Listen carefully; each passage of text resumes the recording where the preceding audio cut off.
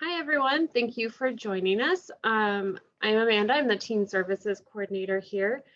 I'm really glad you all could join us tonight. I'm going to turn it over to Tom Jaworski from Quest College Consulting. Um, this is being recorded, so um, it will be posted online. So if you know someone who wasn't able to make it tonight or you want to revisit anything, it'll be on our YouTube channel and on the events calendar, hopefully sometime next week. All right, Tom, I will go ahead and pass this over to you. All right, great. Thank you very much, Amanda. I greatly appreciate you bringing me out today. And thank you for everybody for attending the program today. I appreciate your time, especially if many of you have been on screens all day to view another program. So thank you for that. One thing I just put in the chat feature, I did put my email address in there. So if anybody wants a copy of the presentation, I'm going to do a PowerPoint, or if anybody's viewing this later and missed today's live event, feel free to email me for a copy of the presentation. For those of you viewing this later, and even now on the last slide, I have my email address there as well. So you can feel free to email me, and I'm happy to send you the slides so maybe we can go over them again, or if I've confused you in any way, because the college process could be pretty confusing these days, or if I just spoke too fast and glossed over things. I try to slow down and talk, but I tend to get excited and speak pretty fast. So I apologize about that now. So yeah, so if you just want to, save some time and not write things down, feel free to email me. I'd be happy to send you the presentation, or if you want me to send me a message in the chat now, if you're viewing this live, or at any point, feel free to send me your email address. I'll send you the presentation tonight. So not a problem. So thank you for that. All right, so let me go ahead and share my screen now and then get my presentation up. All right, great. So I should be on my presentation. If I'm not, please let me know. Nothing worse than talking and assuming you're in the right spot when you're not. So the college admission process, when to start. So we'll talk about that today. And I am Tom Jaworski from Quest College Consulting. That is my own business. I up here in my house in Mount Prospect, so not too far from you guys in Downers Grove. Yeah, so a little bit about my background, a little bit, and where my position is, and how I started my business, and so maybe what brings me here today to you guys. So I used to be a high school history teacher. That was my background. That's what the degree I graduated from college with. Then after a few years of teaching, I started going back as well to earn a master's degree, and I did in school counseling. And then something I never thought about I was going to do so quickly, but I actually transitioned into a school counselor role when I received my master's degree. The school I was teaching at was a small private high school, and they had an honors program, and they wanted a kind of a private college counselor just for the honors program, so just for the top 10% of the class.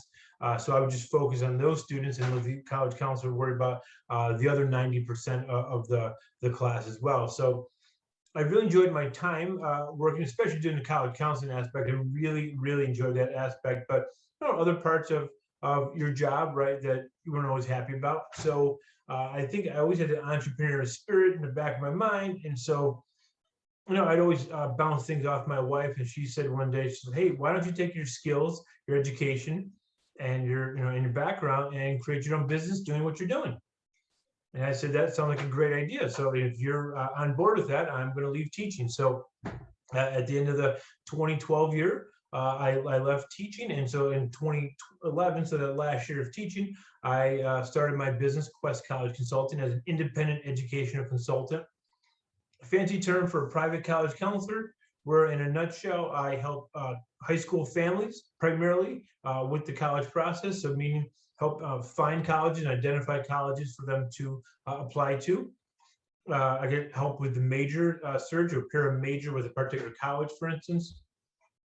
Also, I help with the essay and application process. So the fall is always very busy with essays and applications, and there's getting a lot more to write, especially with everything going test optional these days too. So there's a little bit more of that need for your essays and the application to be really polished as well. And then I help with the financial aid process, which definitely goes into the college search process as well, too, and finding those colleges that will be affordable instead of hoping they're going to be affordable. And then how do I afford them at that point? So yeah, so I'll go ahead and keep going to presentation here. Feel free to ask me at any time, any question that you might have. I'm happy to answer anything for you as well too. So just type it in the chat feature. I monitor them as well too. So again, something might be confusing for you, or I want to answer it at that point. If not, I'll stay here until the end. And pretty much I always joke and say I'll be here until Amanda kicks me off. So I have nothing else going on tonight, so I'll be happy to help you guys with your questions as well too.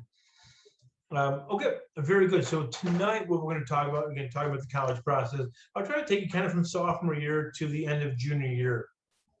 So just a rough estimate here. Obviously, you can start this sooner to process. If it starts later, don't worry about it. This is maybe an ideal situation that, again, if you started a little bit later, if you started a little bit earlier, no problem too. So this is just in general terms. So if you have you're a junior right now and you haven't done much about this, don't think you're behind the 8 ball, and this process won't happen for you too. So not a problem. So everything I'm going to say today is kind of in the ideal setting, just kind of helping people guide them along the process so you kind of know where to go to. But we'll talk about the college search. We'll talk about the financial aid process, including scholarships. And so, again, that's something that's always important to the parents, I think, in the back of their mind, of course. Visiting colleges, I'll give you a bunch of options that you can do these days that in colleges have changed their programming as well. So there's a lot you can actually do from home. You can do things on campus. So there's a lot you can do. I'll explain that. Standardized testing and what that means these days. And then I'll wrap up all these different things I've taken up, and I'll put them in a kind of ideal timeline.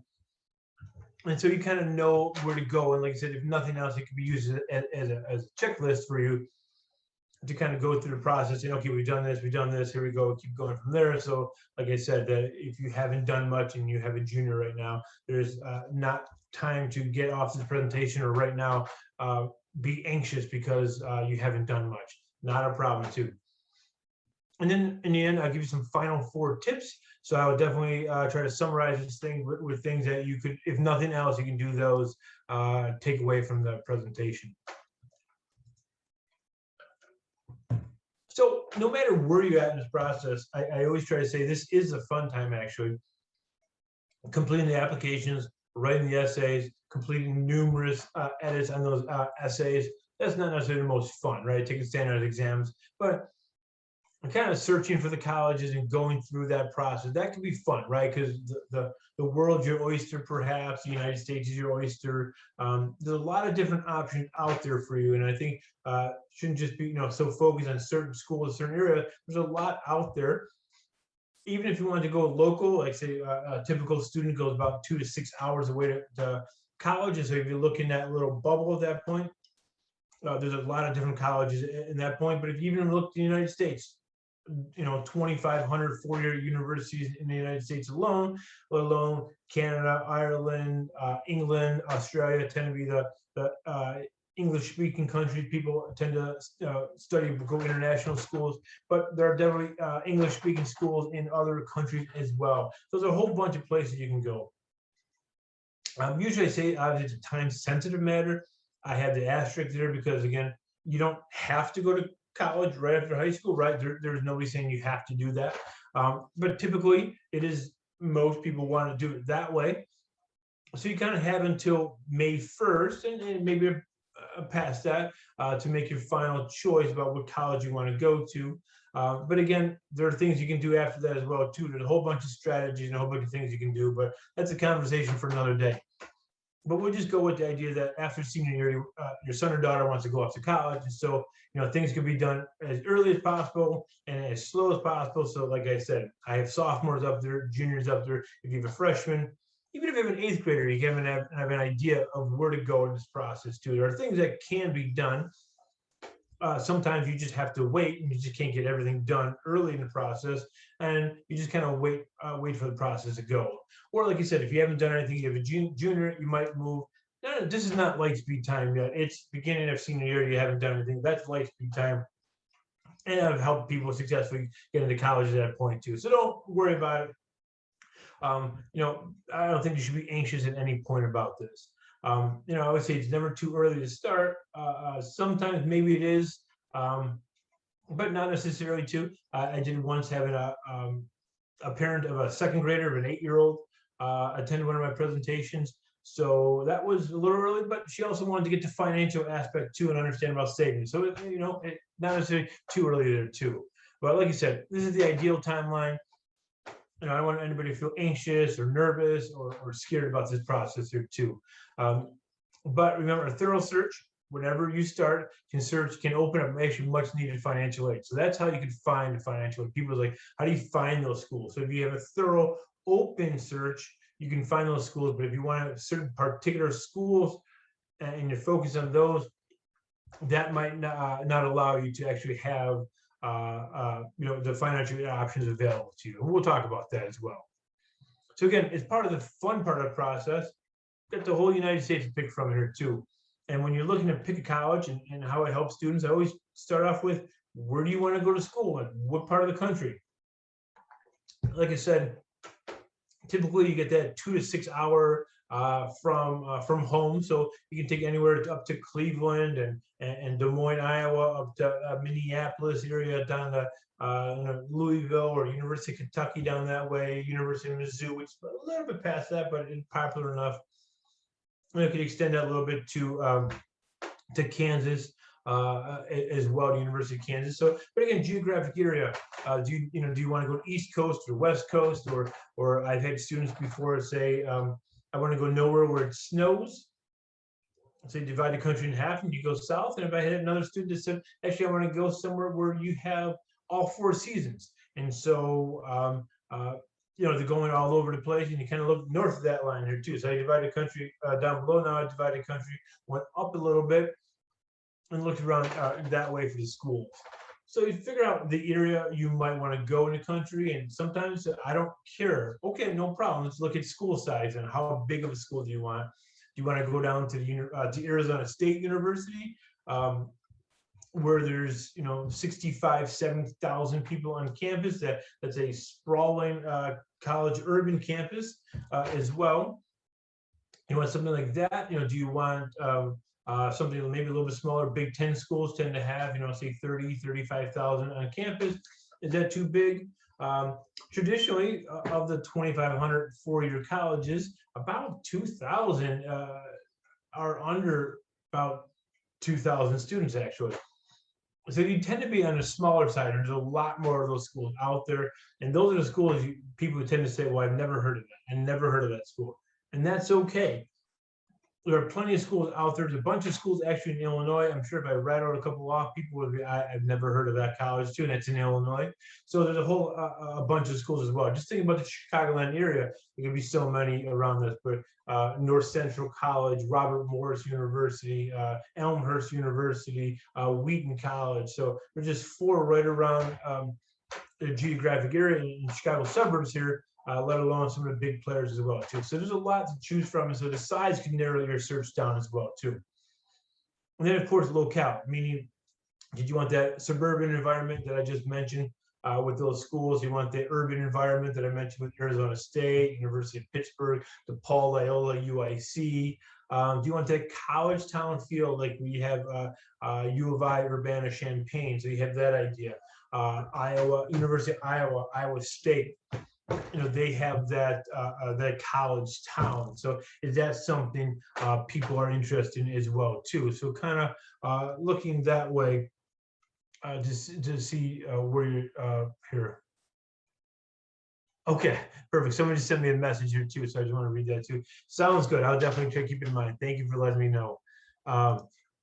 So again, when you're looking for your search, kind of look around, and then that's a way to kind of break down all those different colleges in the nation by looking where what parts of the country you want to shrink down your list that way, how big or small you might want the school to be. Again, these are all questions that might not be the easiest that are answered right in the beginning, especially if people haven't been on a college campus as well. It's like you just don't know what you don't know, or maybe your son or daughter, is attending one of the downer schools, and they obviously they're larger schools. You're like, well, I don't want anything smaller than my high school because my high school seems to be, kind of small enough or big enough.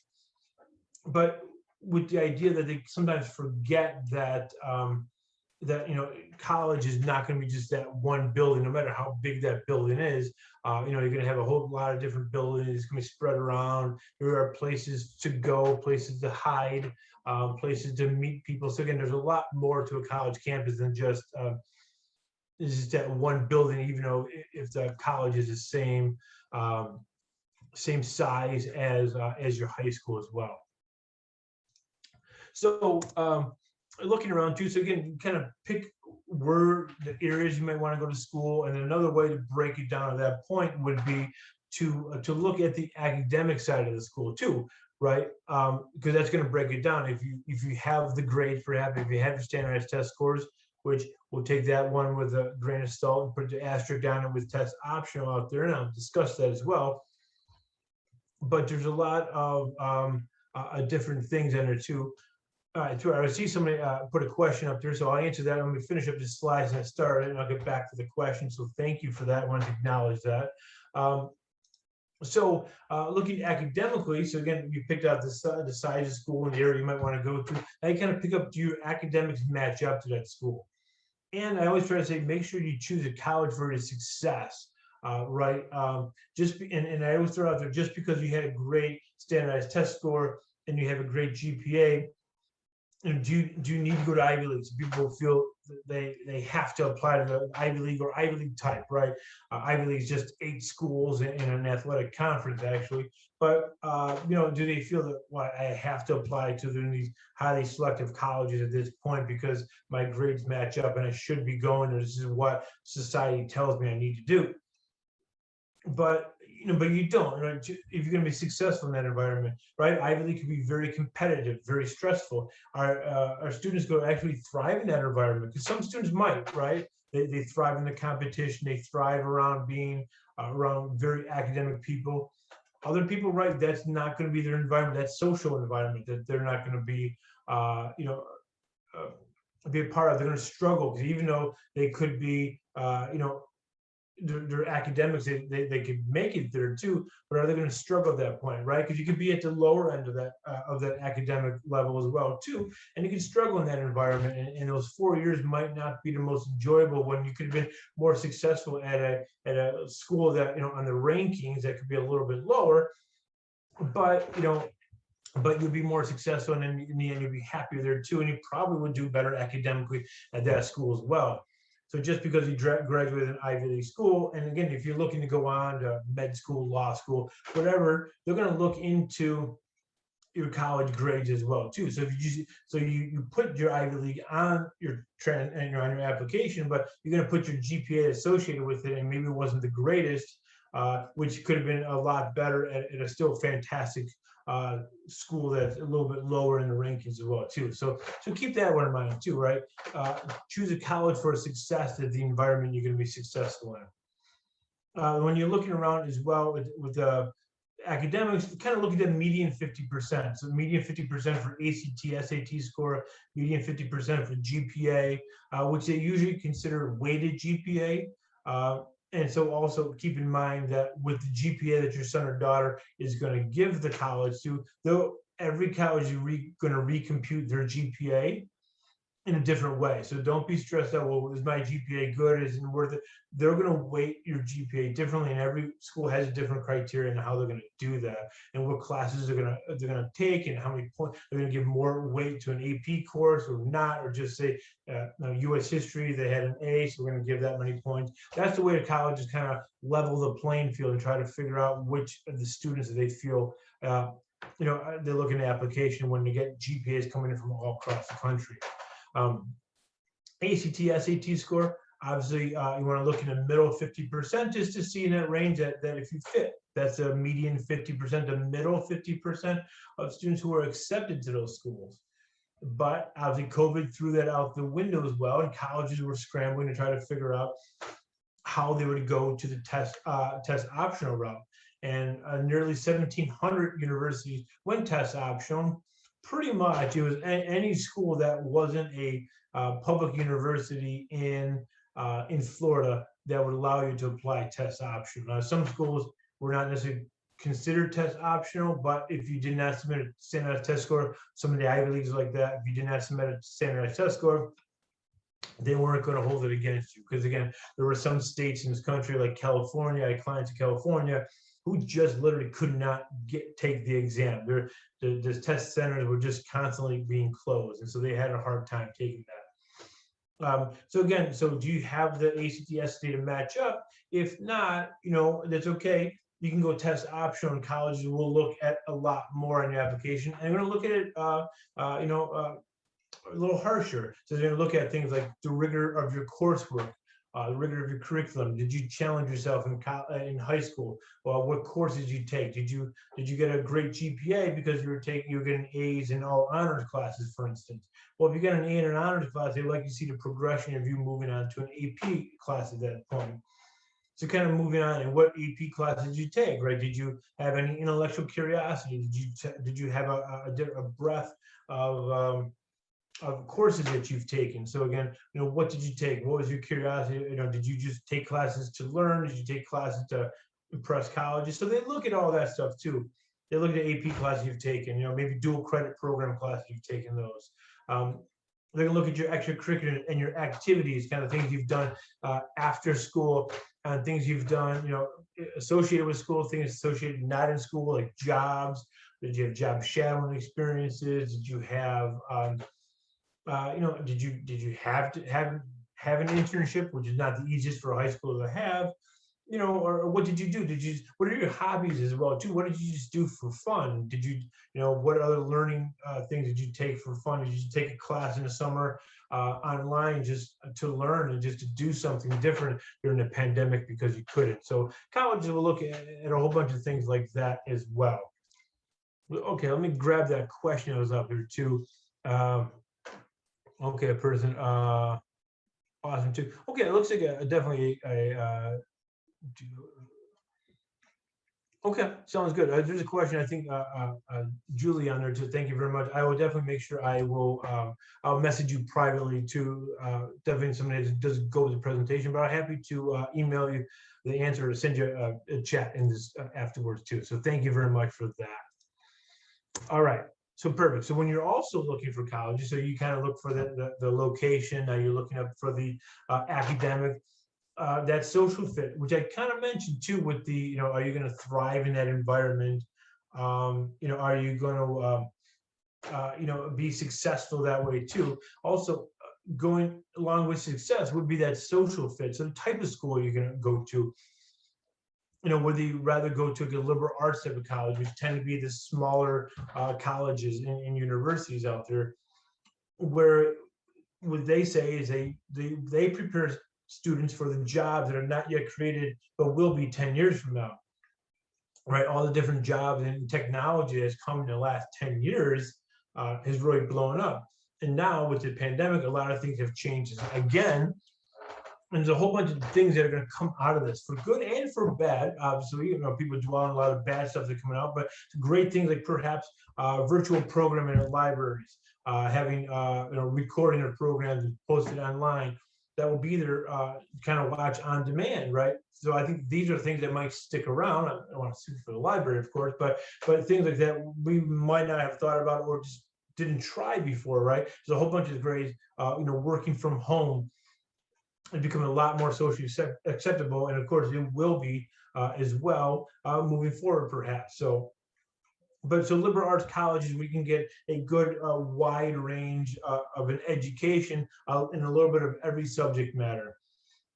Do the students want more of a research-focused school? Because again, maybe research is what they really want to go into. Of course, you can get that at a liberal arts college as well, but you can get that also at a at a large research institution, UIC, University of Illinois, Urbana-Champaign, some great research universities where, again, you can go and professors are there to do research. And oh, by the way, I teach a class as well too. Perhaps can you get in somehow into that department and help with the research opportunity so you can go forward to medical school and you can have those research, those internship opportunities because they're more readily available at the larger schools. But maybe it's a smaller school, liberal arts school, you still might be able to find those, right? Because you get maybe more personal interaction with the professors where they're not there to do research. They happen to write a book, they will do that, but they're also there to educate the students, and that's what they're there for. Did your son or daughter want a conservatory, which is for fine arts, for fine or performing arts, I should say. So they just, they're a wonderful artist, they're a great performing artist, a dancer in the theater, a musician. So again, conservatory, you take about 2/3 to 3/4 of classes just in just in those fine arts, and then you may take an English class here and maybe a math class there, but 1/3 to 25% of the classes will not be in the conservatory, but most of them will be in the conservatory. So you're really focusing on that, which is why you're going to come out with a BFA degree, a Bachelor of Fine Arts degree, because again, that's what you're really concentrating on that. Or you can go to a technical or highly focused school, which is kind of almost the exact opposite of the conservatory, where you get 2/3 to 3/4 of your classes are going to be in a STEM program, and which is why you're going to get a BS, a Bachelor of Science program. So, a really engineering programs. There's some great schools like Rose-Hulman Institute of Technology down in Terre Haute, Indiana, where they've been for at least the last 20 years the #1 undergraduate engineering school in the nation. And they said you major in engineering, math, or science when you come here, and that's all you major in, but we do it well. And so you take an English class here, you may take a history class here too, but you're mostly focusing on those STEM courses that you'll be taking. Again, there's some great comprehensive universities is the best way to label them, where maybe like a Marquette, a Butler, Notre Dame, Northwestern, they're not maybe large enough to have, of the 30,000 people at, say, U of I, but they're not small liberal arts colleges because they have the College of Business and the College of Engineering. So they have a little bit of everything as well, too. It's almost like a larger liberal arts school, but they have, the colleges attached to business and more specific majors like that. At this point for students to explore their religion as well too, and they want to go to a more religious institution. Wheaton College, as I mentioned as well, a Baylor University. I know a lot of people may not realize that Baylor is actually the largest Christian school in the nation, and many people go there to explore their faith a little bit more. I know their athletic teams have done really well, and obviously the men's basketball team won the NCAA this past year, but they are a large Christian school, and they have chapel service that is attached to courses that when you graduate, you have to take so many chapel classes. And the chapel services are not just like going to church once a week. You go into the chapel, the large chapel, but you listen to guest speakers or students give talks and presentations. So it's just not necessarily like you're going to like Sunday mass every day. It's kind of making people think about different things about there. And I know one, and I always forget which school that was, but they said they had like the founder of the Veggie Tales was a guest speaker because he's very Christian, and so he talked about the idea of creating a kid's show and good, but also having his religious beliefs kind of trying to go in there and stuff like that. So again, there are a lot of things that you don't realize. And so those are the hour long chapel services they have. But again, something you have to do. Some students might not be like, I really don't want anything to do with that. So again, you can cross them off your list as well. Some people really might thrive in that environment. So yes, that's something for me here. Again, single sex schools. If you're a male visiting this program, watching this program, there's only 3 all male universities in the nation. So your college search is a little bit lower at this point. You have Wabash College in Crawfordsville, Indiana, which is the closest one to you, about 900, 950 males on campus. So that's a pretty small college list we have.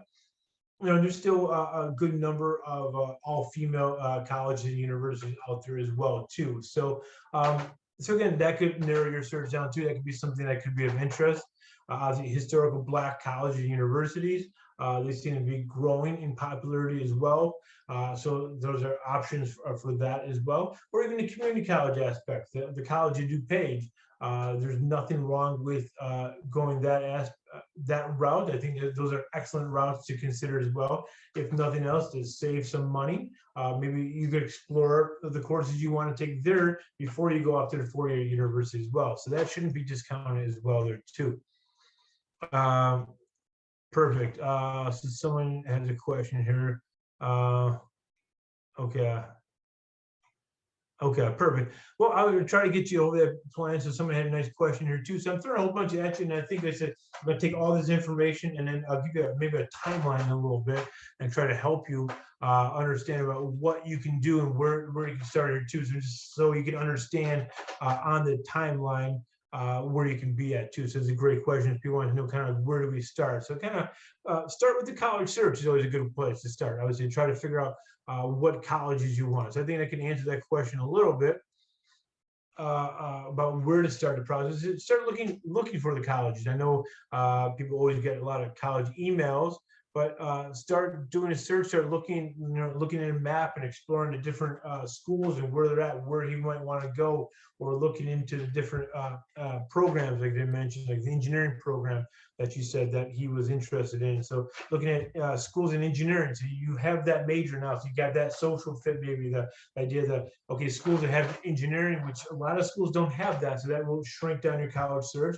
Whereabouts do you want to go with that? So you kind of create that college list and start exploring that as well. And as we go through this, I kind of give you some more ideas of what you can do as well, because this is a great way to consider this as well. 85 to 90% of all scholarships will actually come from the college themselves. So definitely apply to those outside scholarships. 10 to 15% of the money for college can come from that way as well. But trying to explore the colleges that could find the money for you. Of course, the age-old question people always ask me is like, well, which colleges give the most money? To be honest, the Ivy Leagues are the ones who give the most money. But you have to qualify for that money based on need base. So that's obviously a catch-22. They only do it based on financial. They don't do it on merit because they're all wonderful students going to school there. But if you took that median 50% of the idea of for the colleges too, you take that, and if you're above that, you're in the top 25%. Those are the times you're going to start getting opportunities from colleges to give you scholarships as well, the merit-based scholarships. So, if you tend to fall in the bottom 25%, but you still admitted to that school, right, just 25% below the middle 50% that were accepted to that school, those are people that are not really getting generous scholarships. It's the people that are top above that median 50% that might be getting scholarships, because again, how do the colleges keep raising their profile and raising their academic standards? It's those schools by admitting students that are wonderful students, and they keep pushing it up there. A great example would be University of Alabama. I think it's if you have like a 33 or above on your ACT and whatever equivalent of the SAT, which is around 1,500. They'll give you free tuition. I think I pay room and board and some fees and so on and so forth, but you get $25,000 off per year for all 4 years for having just that standardized test score. If you get like a 31 or 32, somewhere in the 1400s, mid to high 1400, they'll give you kind of half tuition off too. So how do they raise the profile of their school? They get better students in the school, And then how do they do that? Well, they give money. So they kind of push that way there too. So again, searches like that will help you find that as well. I know I get a lot of clients and people contact me these days and say, okay, well, we applied to school and we want to go to this school, but we can't afford it. So can you help us find scholarships? At this point, it's kind of hard to find a scholarship. It's hard to begin with. I'll definitely say that. But there are a whole bunch of scholarship websites out there, and it just put your name in there, put your information in the algorithm, and they're going to be emailing you scholarship opportunities. So keep trying to get on the list and keep going through those lists. So just don't start looking in April of your senior year for the scholarship, because you're really narrowing the scholarship that you might have, because there's not many left out there. And yes, they're mostly for senior year, but there could be some for younger ages as well, and a lot that could be in the fall as well that they're missing out because they're focused on their college application as well. So always be looking for scholarships as well too. And then of course, okay, some questions here. Great, one question to perfect. So I think I answered the question about what's the best way to get the scholarship. I would say that would be, and again, to try to apply to the schools that are that you're in the top 25% would be. As for the outside scholarships, just keep getting on scholarships.com, and I've drawn a blank on the other ones off the top of my head here. Just keep getting on their email list, let the algorithms do the work for you, and keep looking. Look for local scholarships, as you can, Rotary clubs, Chamber of Commerce's. Those local scholarships are the ones that have the best chances of winning, because they're not national, so the amount of people applying for the scholarships are a lot less. So again, your percentages are a lot better. One, you can really shine a lot easier in those types of those process there. Another question: how many schools do you typically pick as candidates when considering applying colleges? So I'm interpreting the question, and please correct me if I'm wrong in the chat feature. So how many schools do people typically apply to? I would say it's anywhere between 5 and 10 would be typically the number of schools they apply to. And again, I think that's all, like everything else in the college answer is going to be, it all depends. And the reason I say it all depends is like, how strong is your safety school? Meaning the safety school, for terminology, so people, if they're not familiar with the term, a safety school is a school you should be a slam dunk to get into. You're really not worried about getting into the school. Your grades, your GPA, standard test score, everything's above the median 50%, and you should have no problem getting admission to the school. The only thing with that is, as I always tell people, and I say, make sure that you want to go to that school, because if for some reason that's the only school that you were accepted to, do you want to go to school there? And if their eyes go, they jump out, I'm not sure. If that happens, then that might not be the strongest safety school. So perhaps you need to consider at least another school, or not applying that school, or at least adding another safety school or two. So that's where your list can grow as well there.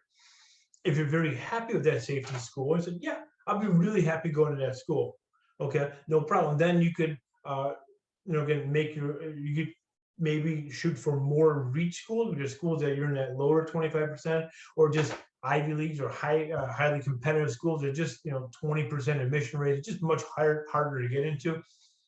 Then maybe you could focus more on some of those schools. Or you can just try to get a whole bunch of match schools, which you're kind of right there in the middle 50%. There are people in the middle 50% that do not get accepted to those schools. So just don't think if you're in the middle 50%, it's a slam dunk as well. But you should have a likelihood of being accepted to that school. So if you get a whole bunch of, say, 6 of those schools, you should have a good chance of getting accepted to at least 4 of those, to give yourself some options there too. So I guess in the end, the way to answer that question would be, how many of the reach schools you want to apply to, and how strong are your safety schools that you want to apply to, and that will determine your list, say, between 5 and 10.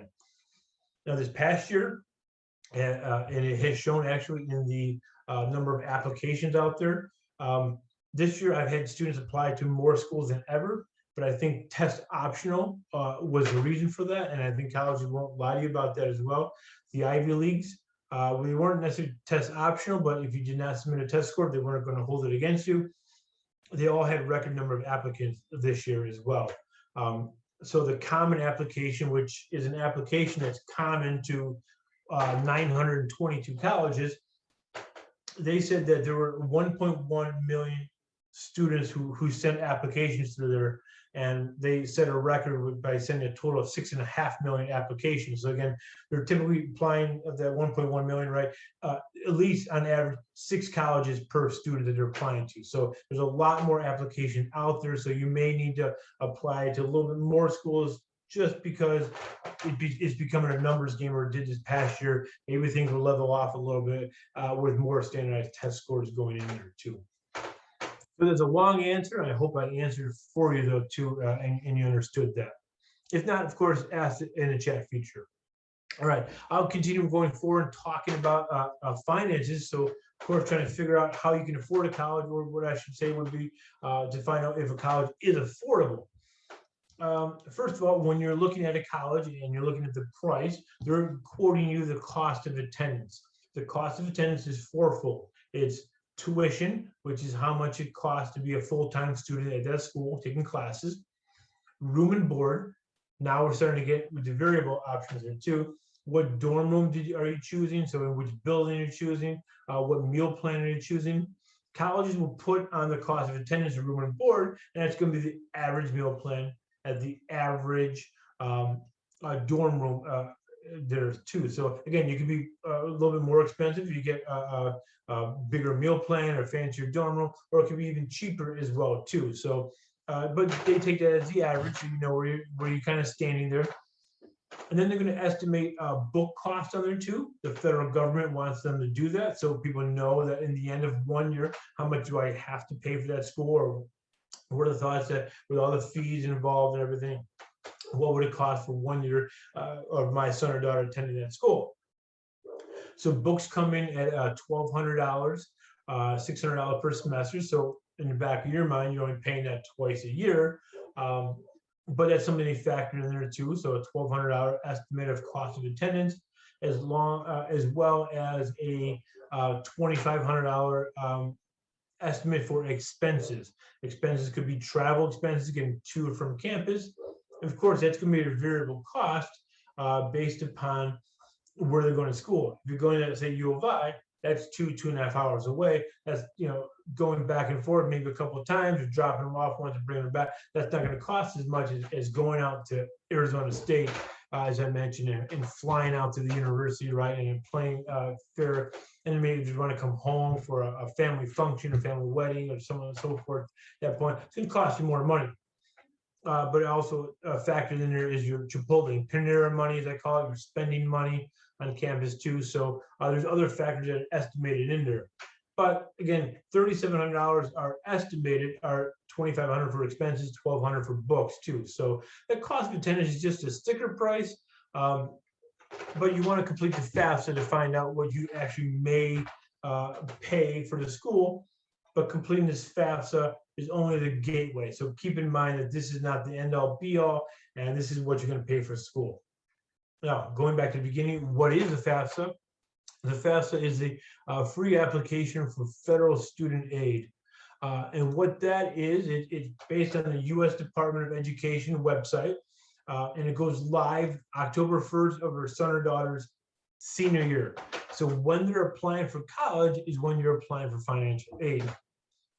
So keep that in mind. And you're applying for financial aid every year you're looking for it. So once they're a freshman in college, so they've just gone off to college and they're there for 2 months, your October 1st come, you're applying for financial aid for sophomore year now too. So you want to re-enter the information, the new information in there. What information are you using? Well, you're using the prior year information. Of course, a confusing term, but they're using the prior year from the year your son or daughter is going to be starting college. So what that means is, so if you have a junior, for instance, they're going to be class of 2022 in high school and going to go off to college in the fall of 2022. So next fall, they're going to go off to college. Well, next year, fall. So prior year, right? The prior year is 2021, the year we're in. Prior 2 years back is 2020. So the tax information that might have been due today, but got pushed to May 17th now. This tax information is what will be used for your first year of financial aid. So obviously, if you have a sophomore, then you're going to use this year's tax information. So keep it in mind. So the tax year information you will always be using. So who knows what year everybody is their second semester sophomore year of high school and their first semester of junior year. So if you have a current sophomore right now, you are currently in your prior year. And long story short, is whatever your adjusted gross income, that's going to be the biggest factor that's going to go into your financial aid. So a whole bunch of factors that go into this. I have a whole hour and a half presentation that goes into all of this aspects here too. But the quickest way in a presentation like this is just your adjusted gross income. So your financial aid is based upon your prior year. And again, so you can complete the application and now try not to confuse you. But if you have a junior right now and you complete the FAFSA next year, you will get an EFC, or expected family contribution. That is a number that the U.S. Department of Education's algorithms through the FAFSA has computed, saying that's what you should be expected to pay for 1 year of college. Now, you're going to send that information. You send it when you do the FAFSA. You can send it to the different colleges.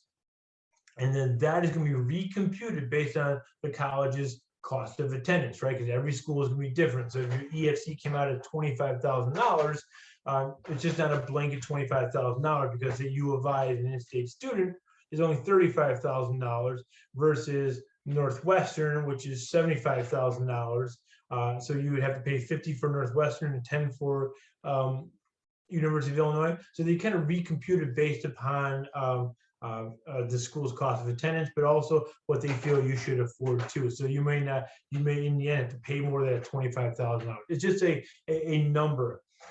And because it's a number and it tends to be confusing and people think that's what they should be paying for college, is why in one of the stimulus bills, right? We've had so many stimulus packages, I can't remember, but I believe it was the last one that was passed by President Trump, and that in that stimulus package, they overhauled actually the FAFSA.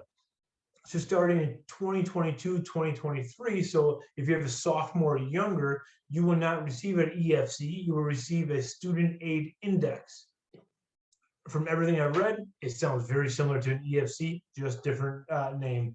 But they're working on it. They also want to get it down to about 36 questions, currently to 108. It's really not as bad as it sounds, because there's a lot of small questions that are pretty simple to answer, like what is your name, what is your address, right? Stuff like that. What's the spouse's name? So there's a lot of, what's your son or daughter's name? So there's a whole lot of questions that really make it seem worse than what it is. So that 108 questions kind of, again, take it with a grain of salt, but they're going to kind of narrow it down there too. So, but it's for the most part going to be factored in the same way as a FAFSA currently is, but with some small tweaks that go on in there too. So if you have a sophomore or younger, keep in mind, based upon pretty close to the same thing there. I'm going to throw out two more terms in financial aid. One, CSS profile, which means some of the highly selective colleges and more selective schools, those more expensive colleges, Northwestern, Notre Dame, University of Chicago, I already had mentioned, those schools are the ones that will be CSS profile schools. So they want to get a more in-depth look at your finances and understand what you may or may not have to pay for school and how much more money they can give you. It's not necessarily a bad thing to get to fill out the CSS profile, because the FAFSA is just honestly black and white. What did you make last year? How much money do you have in the liquid accounts, meaning bank accounts, we'll say, for instance, or investments that are not retirement accounts? The CSS profile gets you to explain a little bit. Well, wow, okay, I have additional expenses. I have medical bills. I lost a job, or I got expenses for here. Get you to give a more of a picture to your family finances as well. So, but I throw that term out there because if you heard the term, we're a profile school, that's what it means, right? It means you have to fill out an additional financial aid form. So I know a lot of times schools may say it or it's on their website. So just be like, oh, well, what does that mean? We're a profile school. It just means they want more financial aid information for you, for good or for bad. And the last one here is a net price calculator. And I'll explain that probably in another slide too, but it's definitely some way can help you figure out what you need to pay for college. So I got the net price calculators on here. So explain that really quick here on this slide. Well, not really quick, but I'll explain on this slide. So first of all, continue on with the FAFSA. So I'm going to share my screen here really quick, flip it around. That if you're looking to, I'm on the college scorecard. I should be on the website here. The college scorecard is from the U.S. Department of Education. It's a great way to look into your college search too. If you're looking at different schools, it give you a whole bunch of information about the schools as well. Type in the schools, search for schools, search for fields of study. There's a whole bunch of things you can do there. But looking, scrolling down a little bit, bottom right-hand corner here says getting started with financial aid. The FAFSA forecaster is there. So a FAFSA forecaster is, right, if you want to see, right there, as they say right here, see how much aid may be available for you. So obviously, if you have a junior right now, it's, what our EFC might be, right? How can we help go shopping and understand what we think we might have to pay for school, so we can determine which schools we should be looking at too, instead of just kind of taking a guess and hoping, crossing your fingers that next spring that you're going to get a good financial aid package and you're not sure. Or if you just want to see what goes into the FAFSA and what information you're looking at, you can do as FAFSA forecaster. You can obviously do the FAFSA from here as well, but you don't want to start until October of their senior year, because if you do it earlier, it's not going to, you're not going to register. It's going to be wiped out. And then you thought you completed the FAFSA, but you didn't. And you really could be missing out on financial aid. But the FAFSA forecast is a great way to kind of go through the process and understand what you may have to pay, what your EFC might be. It could be pretty important because as I go back to the presentation here, for one of the factors as I talked about too. So the FAFSA forecaster on the college scorecard is a great resource to use, but so is a net price calculator. What the net price calculator is, it's from the President Obama era, and every college has to have this on their website. And so this, based upon their finances, their cost of attendance, which is honestly about 2 years old on there, so take it with my famous term tonight, grain of salt, but it gives you a ballpark figure based upon the financial information that you input, which also could go into the academics of your son or daughter, any standardized test score they might have, any their GPA, could even be which state do you live in, because it could give scholarships, or based upon geographic diversity, they want more students from the Chicagoland area, from the Midwest, and may give you more money for doing that. But you complete the net price calculator on each college, the website, and then you can get a ballpark figure about what that school may cost you. It's not, there's a whole bunch of people on this presentation, and then everybody completes the financial aid, the net price calculator. Everybody's going to get a different number because we don't know what everybody's finances are too. So based upon your finances and information you put in, you can find out maybe what you're going to be paying for that school. So it's, again, when you're going shopping, right? You're going shopping for a very expensive product here. What can you afford, and how do you know what you can afford, and what if that school is going to be affordable for you? Net price calculators. I can find them really easy on a college website, but I do this every day. Best way to do it would be to Google University of Illinois net price calculator, University of Iowa net price calculator, whatever, college acts and net price calculator. Usually you can take it to their net price calculator. Sometimes they push you off to the college board has a net price calculator. Don't worry about that. It may take you 10 or 15 minutes the first time because they're asking you for your W-2s, or you need to look on your tax information. Or if nothing else, it doesn't save, right? It's not going to be a permanent record. You can just guesstimate as well too. So if you really want a specific number, then you can really look into your taxes and what your adjusted gross income was, or you can just get a good ballpark figure yourself in too. So those are great ways as well to figure it out. So visiting college campus, this means a lot of different things these days, but you should do your best to try to visit a college campus. This could be virtual, this could be in person, whatever you're comfortable with these days, but interact with the school because of this term demonstrated interest, which again, not every college actually uses this as a factor for admissions, but some colleges do. They look at the fact, do you take time to exhibit your interest in their school? like dating. Did you say, hey, I'm interested in dating you, right? They send you a whole bunch of postcards. They send you a whole bunch of emails. Did you open those emails? Did you open the postcards? Obviously, it's kind of hard for them to track that, which is why they want to send you a bunch of emails, because they can track if you open the emails or not. That's one way to help demonstrate interest. To look at your email, to track it. Did you open up a link, right?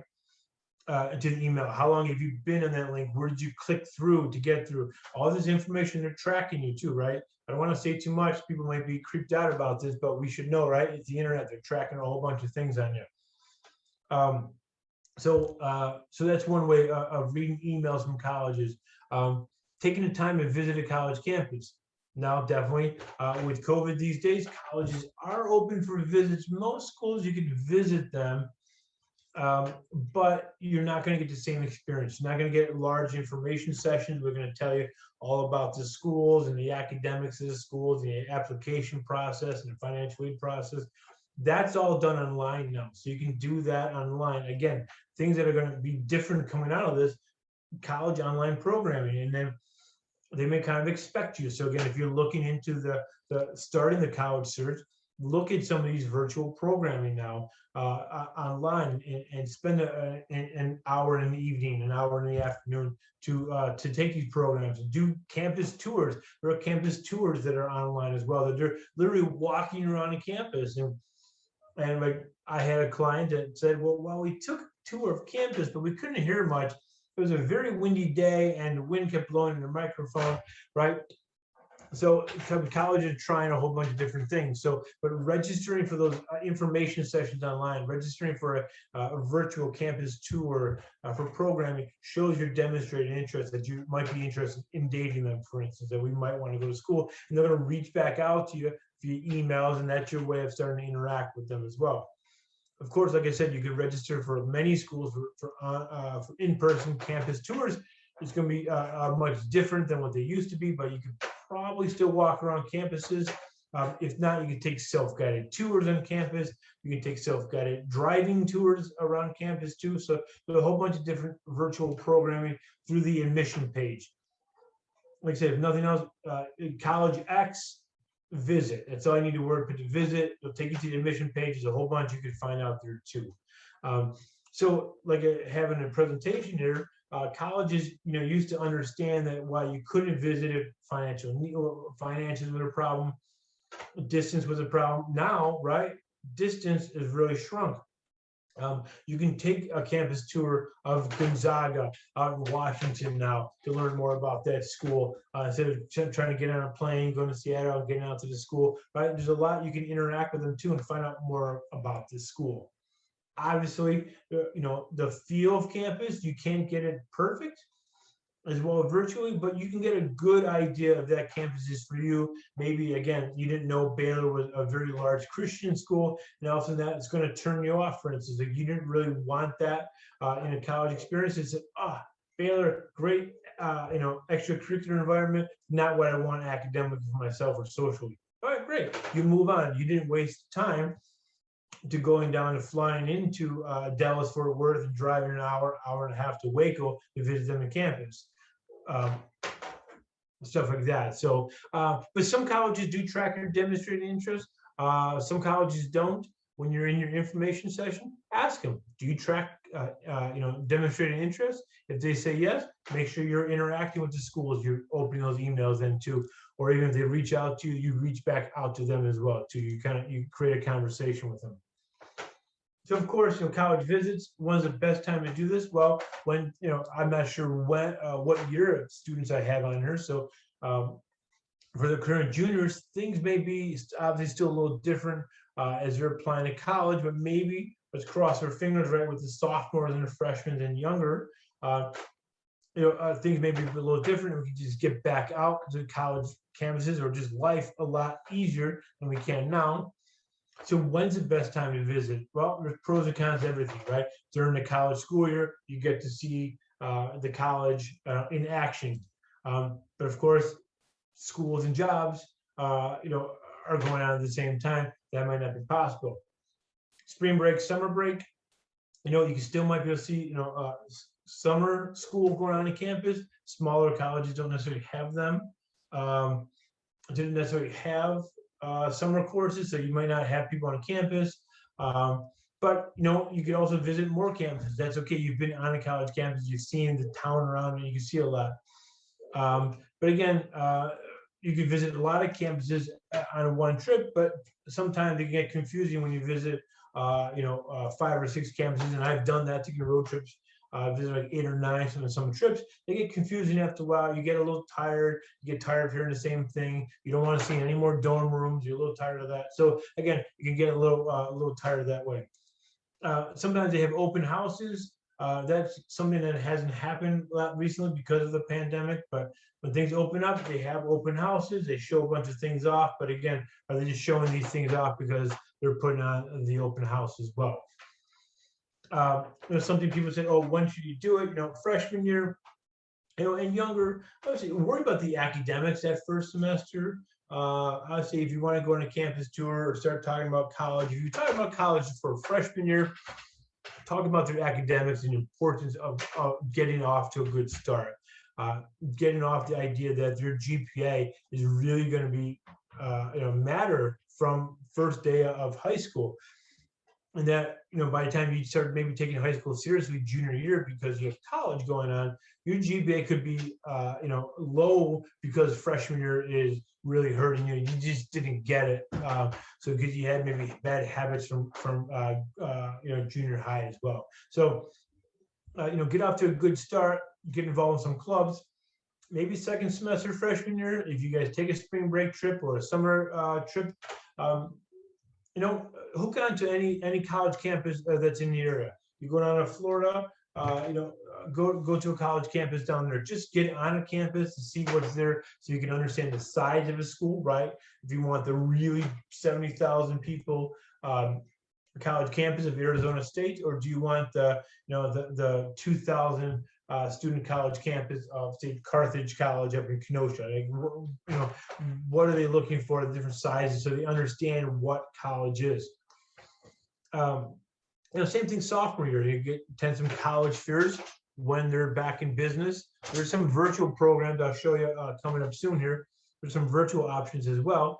But when we can get a large group of people back together again, social distancing is not a problem. Start attending some college fairs. Again, but it's really interesting. Will there be college fairs coming out of this? What will they look like later on? Or is it going to be virtual college fairs will be better? Who knows? But start attending some colleges, start talking, interacting with colleges as well. If they think there's one school that might be a little bit more serious for them, see if you can get out that way, but try not to make that your first visit, I would always say, because I think you want the University of Notre Dame, for instance, to be your top school, your top choice. You want to love it so much that you may not understand what it is in the schools. If you did your trial run earlier, make it your second or your third college, you say, oh, yeah, I remember that from another school. They had that, or why didn't they have that like the University of Tampa had when we went to Florida on vacation? So it'd be something that you could see that they may not be have that bias going into it. Junior year, if you can, who knows what junior year is going to be starting this fall, next spring, or even right now. But if you could take a college tour or two, you can save yourself some time senior year when people are packing in a lot of visits during senior year. So try to maybe take some during your during junior year, during school year, during a lot of open houses tend to be during days off, large days off, where Indigenous Peoples Day tends to be a large one.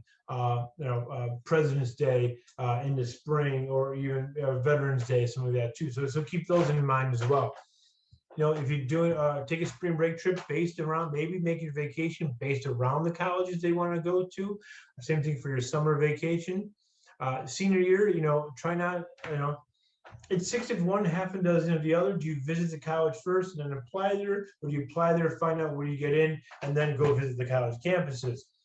I would like to say visit before you apply, just to make sure you want to go there.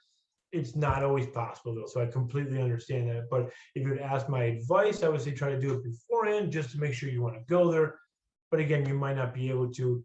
And again, I think the pandemic also taught us that many of the seniors who are now freshmen in college were stuck, and they planned to visit colleges during their spring break of their senior year. And I said they were stuck and they couldn't go out to visit campuses, and they kind of put a lot of eggs in that basket too. So if you try to spread it out as much as you can, that probably would be better off.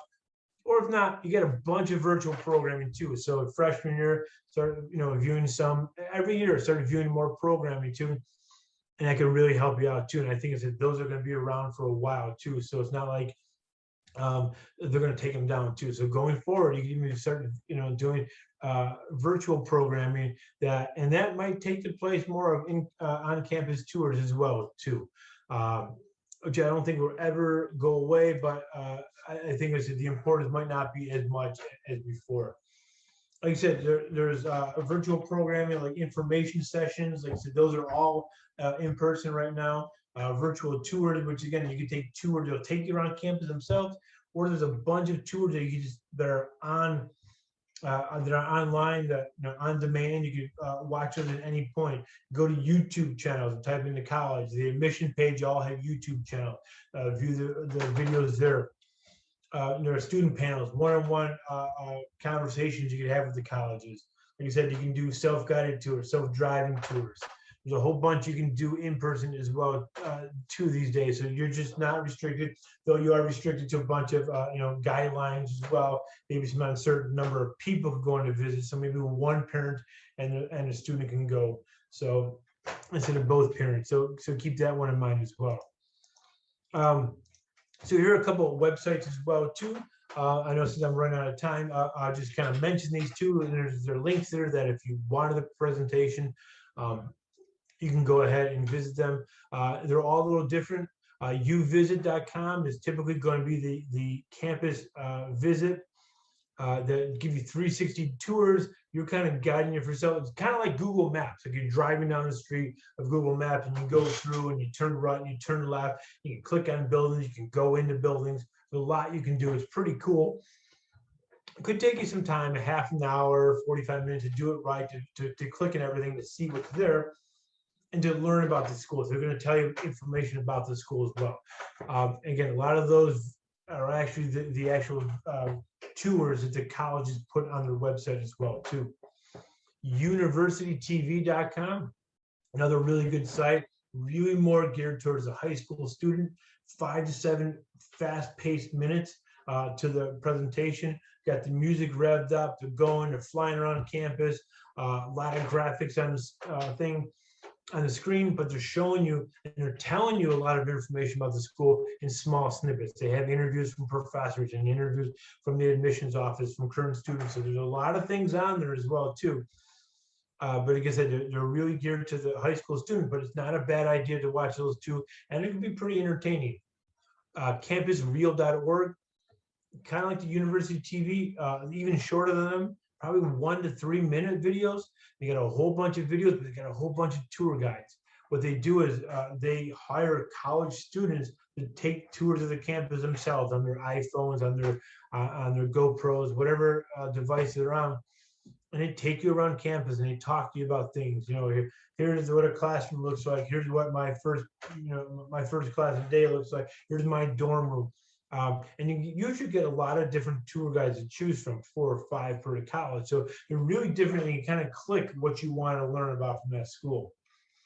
Campus tours could be similar to Uvisit, well-done videos, but they give you maybe some more academic information about the college as well. So I think each one of those has something that can benefit you guys if you're looking at schools or trying to narrow down schools at the end.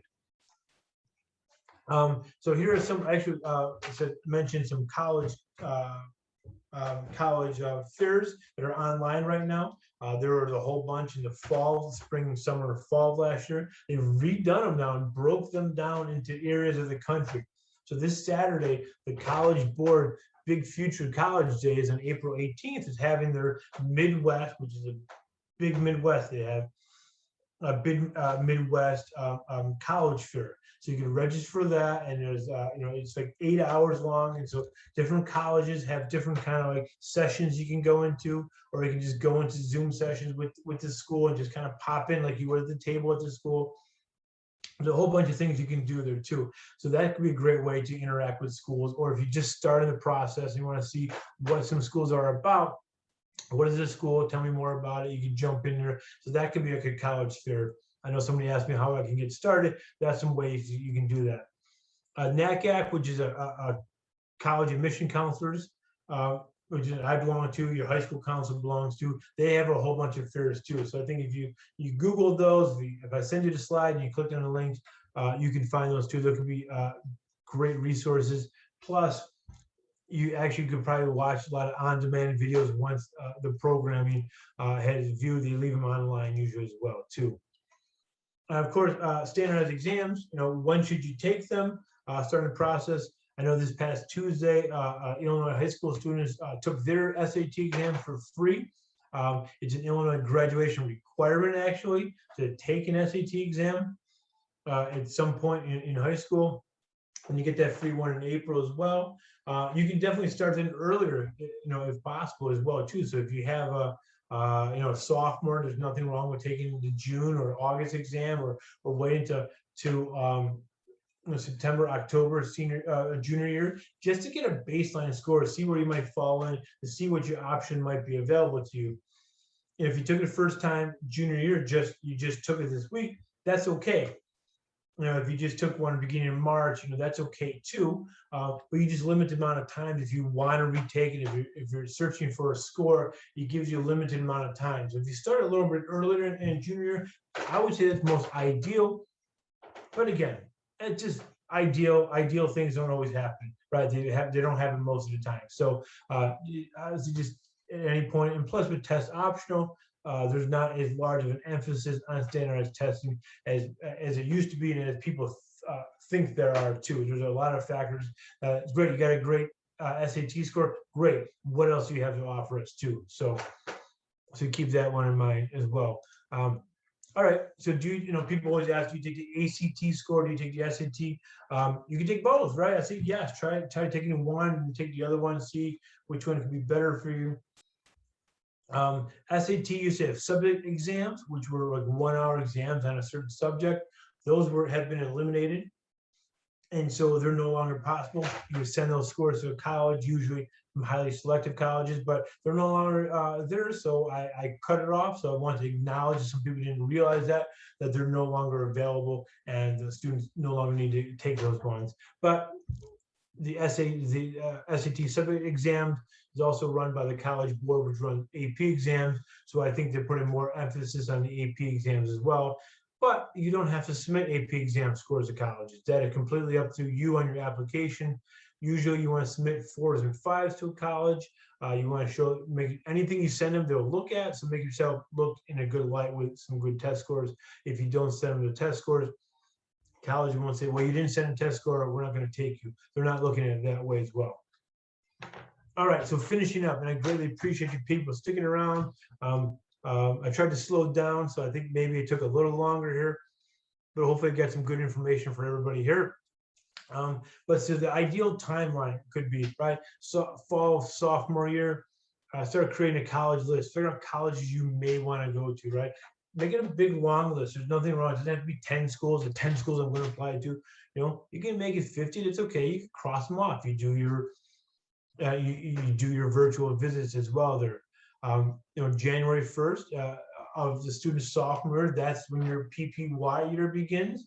So start checking your calculators. That could help you narrow down your college list as well that way, based on what you can afford at that point.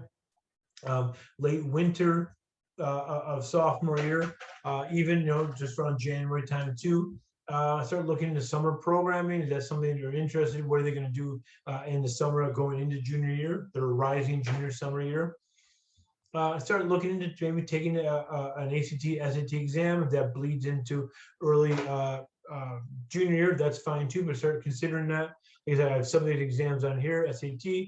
Definitely going to make sure I remove that. So that shouldn't be on there.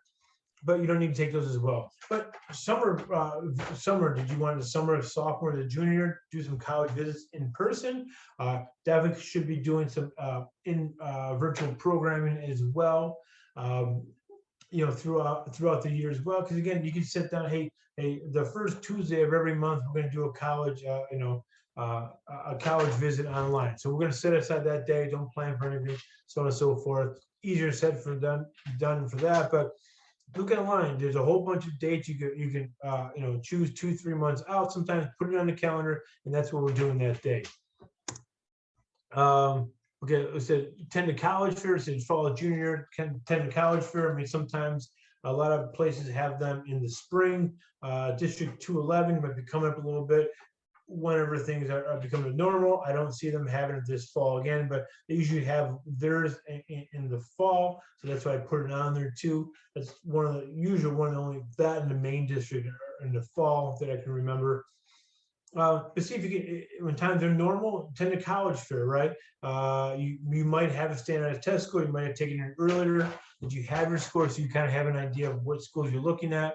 Maybe retake it or just take it for the first time at some point junior year, maybe before the spring to get that idea of the score you have, so you can go out on some visits, maybe during an open house in the spring, for instance, or a spring break trip, for instance, based on colleges that might be more in your area.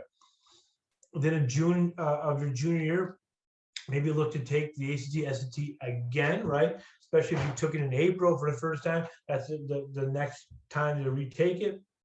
It would be then. So that going to be an ideal time for you to retake it to get another score if you're looking to raise your score or to see if you can do a little bit better on it as well. The summer of junior year, students tend to be the busiest at that point. They're going to get jobs or athletics or maybe internships or a whole bunch of factors or two.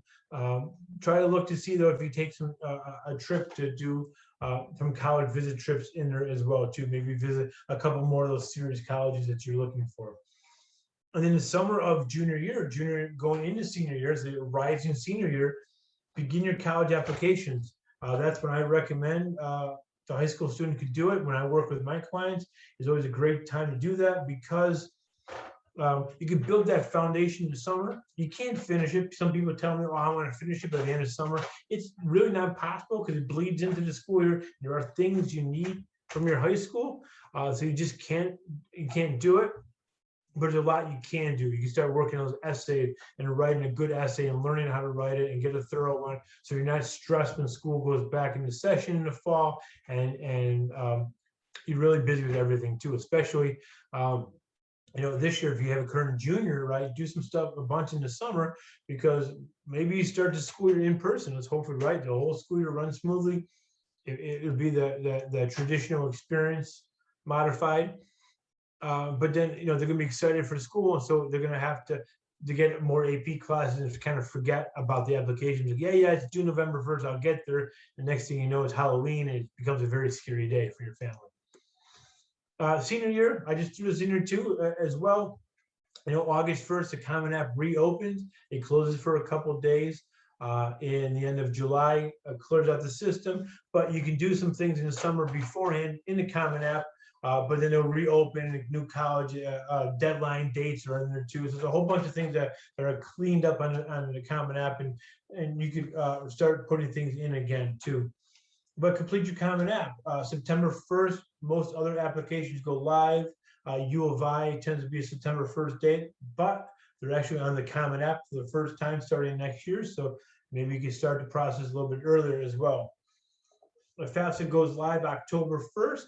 So keep that one in mind. So it's financial aid starting. And your first deadlines are October 15th for a small number of schools that tend to be in the Southeast. University of North Carolina, Georgia Tech used to be, they changed their date. Was it Mercer down there? A bunch of schools in Georgia. The first deadline, but the first major one is November 1st. So keep that one. And about every 15 days, they're out until about January 1st. These deadlines, November 1st deadlines, tend to be your early action or early decision deadlines. And they tend to be your scholarship or priority deadlines to make sure you can get your best financial aid out of that way too. So So keep that in mind. And around January 1st-ish to January 15th, it kind of the last of your regular decision deadlines, once the college goes into rolling, which means you can apply at any point, and then let you know if you're in or out at that point. So there's a lot you can do. So again, trying to give you a quick ballpark of what to do senior year and how that looks like. So I talked a lot. Sorry about that. I didn't realize I was going so far over here. But in the end, I think the final 4 tips is that you definitely can see college as a process, manage your time, start with the financial conversation. Don't wait to the end to say how much we can afford. Look into that as a family as well. So don't set your son and daughter up for failure when you say this time senior year, and I just got the phone call the other day, my typical, we've applied to college, actually been accepted. My son really wants to go there, but I can't afford it. What can you do for me? I'm like, my money tree, it still has buds on it. The money won't grow for a couple more months, so there's nothing I can do for you right now. Look at that process and to get a good, thorough college search starting from day 1 of the process as well. Build your foundation, get things in order for your applications. There are 2 major applications called the common application, which I kind of mentioned. It'll be about 30, 40 more schools on there, so about roughly 950 next year will be common app. You can put things in there as early as needed as well, classes and personal information. But if you did it in the summer, that's probably the best time to do those. You could do a lot, and that rolls over. So when it closes at the end of July and you become a senior from junior officially with them, the information you put in minus any essay answers you put in there will be saved in there too. The coalition application, which is another competing application with about 151 colleges right now, they have a locker feature in there too, and their big thing is that from freshman year you can create an account and put any papers, assignments, awards, anything you want in the locker, so you can store it there digitally and virtually. And so when you go to apply senior year, you don't have to be like, hey mom, what did I do? You have it all in there in your locker. You open up your locker and you just pull it out and show whatever you want to whatever college you want to. So you have options there too. You don't have to you have it saved for you too. You don't have to try to remember it. And of course, build your foundation with your extracurriculars or your activities. Try to always achieve leadership positions. Those are things that colleges like to see as well. Reach school is going to cost you. I kind of mentioned that too. The best way to get scholarships are to take be above the median 50% of the school. But again, if you're below the median 50%, that's considered a reach school for the son or daughter. Nothing wrong with that. But again, if you get accepted to those schools, because 25% of people did, those are the schools that may not give you financial aid, because in the end, they're not worried if they don't get you to come to that campus too.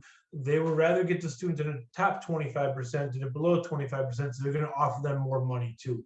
So if you tend to fall more in the lower 25%, not a problem, right? Keep applying it, but don't expect a lot of financial aid, or don't be shocked when you're like, wow, they didn't give us any money. Right. In the end, if they feel they didn't get your money, if they lost you as a student, they're fine with that too. They'll concentrate on somebody else as well. And last thing I always try to say in this process is don't worry about the main brand of the school, right? Choose a school for the best fit for your son or daughter, that they're going to be successful. Perhaps put them into the best future career for them, if that's what's important to your family. And again, what's going to put your family and your son or daughter in the best financial situation coming out of school, right? So it has a family discussion early in the process, and maybe work backwards, saying we can afford $25,000 per school. You can find any school that way, and so we know that's how much it's going to be. So it kind of work that way. Sometimes too works. All right. Well, thank you very much for the presentation. So I see someone has a question on there, so I will answer that one first when I finish up this presentation here too, because I know I kept people long, so I know they maybe want to be running out of here, and I completely understand that. But and I saw my iPad that I have up here that somebody did email me ready for the presentation. Feel free to send me an email. If you want to put your email in the chat feature, I'll write it down as I'm talking as well. At the end here, I'll be happy to send you the presentation. or if you have any additional questions for me you think about later, please email me. There's my cell phone number, call, text me. I'm happy to answer that for you. Or of course, for people viewing online, feel free to reach out to me that way as well. So I will stop my share, see if Amanda has anything she wants to jump in with, or I could also give people some opportunity to type in the chat feature as well too. And then so I'll let Amanda, if she wants to speak, or I'll go right to my question. I'll just jump in. The recording should be up next week. I'll email everybody when it's ready. And we also will have Tom back again in May. I believe it's Monday, May 10th. It is a Monday. Sounds right. It should be on the events calendar, so you can register for that. And keep an eye on the calendar for other college prep programming. I try to spread it in throughout the year. And we will hopefully also be having our SAT and ACT practice tests maybe in the fall. We'll see where we're at, but you can always use our resource, our databases, to access practice tests that way as well. See if so, but I'll hand it back over to you, finish up questions, and then we'll let everyone go. Okay, very good. I see somebody had put a question there, so I'll go ahead and answer that one. Get this here. Someone asked a question. I was answering that there. All right, so we're going to go on to the question here was, you discussed that colleges will reconstruct a student's GPA, but I imagine they do not do that with every application. What hurdle do you have to be successful to get over that layer of evaluation to the point they read an essay? Well, honestly, colleges will do that for every application, and they will actually, it's an algorithm, it's computer formula. They don't do it by hand, right? This is why you go online, right, and you do the common application, and you put the information in there. Or some colleges will send you a follow-up email after you apply, say, can you put your information in here? So they will actually go ahead and do that themselves, and it's all on this little computer screen that they have on their files. It's pretty scary about everything they do, but they'll look into that factor of what your GPA is going to be. So they will recompute everybody's GPA. And then read an essay, they will read everybody's essay as well too. Even if you have if you're applying to Harvard and you have a 20 on your ACT, and there's nothing wrong with getting a 20 on your ACT, by the way, but if you have a 20 and you apply to Harvard with that score, they will still read your essay. They will give you the time. You've taken the time to apply to their school, they will take the time to evaluate your application as well too. So that's why it's important to hit, that's why it's a holistic application. So that's why that 20 on the application as well, and the standardized test could be determined, like, where do they go to school? What's the school environment they go to? What's the average ACT, SAT score of that high school they go to? Because that could be a very good score for a certain particular population at that high school too. So they take everything into consideration as well. So they will read everything, look at your extracurriculars, look at your essays as well, to determine if you're a good fit for their school as well too. So it's a great question. Thank you for that.